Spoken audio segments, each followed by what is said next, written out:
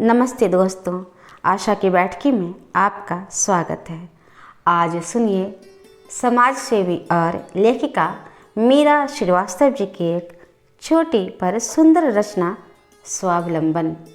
स्वावलंबन का अर्थ है स्वयं पर विश्वास करके जीना। कहानी काफ़ी छोटी पर स्वाभिमानपूर्वक जीने की कहानी कहती है। स्वाभिमान जब जगता है तो आत्म अवलंबन आता है। परिवर्तन के अनुक्रम का संग स्वावलंबन पा जाता है। अब सुनिए कहानी आशा की जुबानी। माधुरी बहुत ही कठिनाइयों में जी रही थी। आय का कोई स्रोत नहीं था और उसके बीमार पति और 2 छोटे छोटे बच्चों की जिम्मेदारी उसी के कंधों पर आ पड़े थे।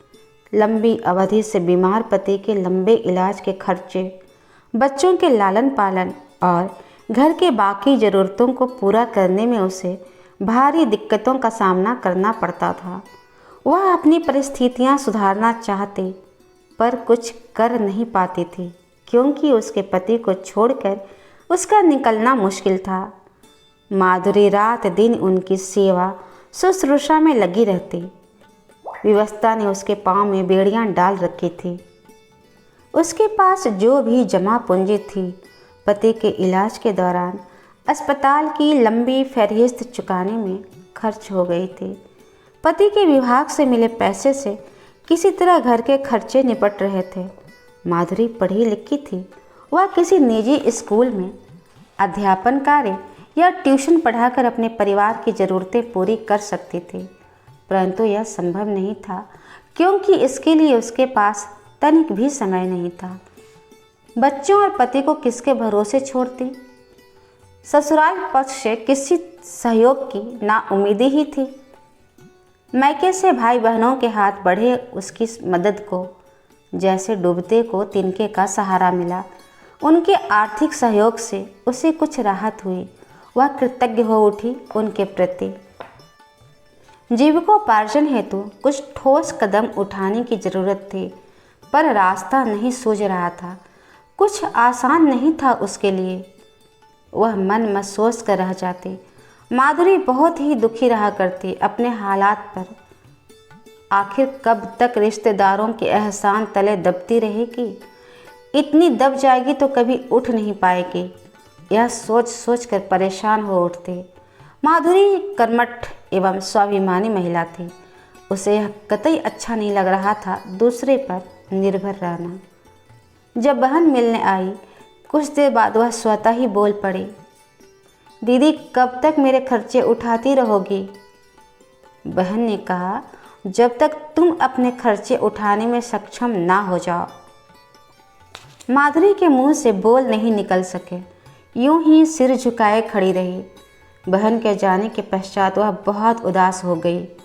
उसने सोचा, अब मुझे कोई निर्णय लेना होगा, कोई युक्ति भी निकालनी पड़ेगी। इस तरह अपने आत्मसम्मान को और कुचल नहीं सकती। फिर एक दिन भाई बहन मिलने माधुरी के घर आए। भाई ने कहा, ये कुछ पैसे हैं, इन्हें रख लो। बहन बोली, ये कुछ खाने पीने की वस्तुएं हैं, वहाँ रख देती हूँ। माधुरी की आंखों से आंसू झरने लगे। वह बहुत ही भावुक हो गई। बोली, आपके इतने उपकार को मैं कैसे चुका पाऊंगी? माधुरी ने कहा, मैं आजीवन आभारी रहूंगी आप सबकी, पर अब मुझे और कमज़ोर मत बनाइए। फिर वह दृढ़ स्वर में बोली, अब और नहीं। आप लोग मुझे आशीर्वाद दें कि मैं अपने पैरों पर खड़ी हो सकूं। सामान बहुत ले लिए, अब मेरा आत्मसम्मान चाहिए। आपके प्यार एवं सहयोग के लिए शुक्रगुजार हैं हम, पर अब परावलंबी नहीं रह सकती। मुझे अवलंबन नहीं, स्वावलंबन चाहिए। उसकी दृढ़ता देख दोनों खुश हुए और कहा, बहुत सही, और चले गए। कुछ समयोपरांत माधुरी अपना घर खुद चलाने लगी थी। वह बहुत खुश थी। आत्मनिर्भर होकर उसका सम्मान लौट आया था। उसे अपना स्वावलंबन मिल गया था। इतिश्री। कहानी कैसी लगी कमेंट करके अवश्य बताएं। कृपया चैनल को सब्सक्राइब कर लें, जिससे आगे आने वाली कहानियाँ आप आसानी से सुन सकें। कहानी को लाइक करें और अपनों को शेयर अधिक से अधिक करें। धन्यवाद।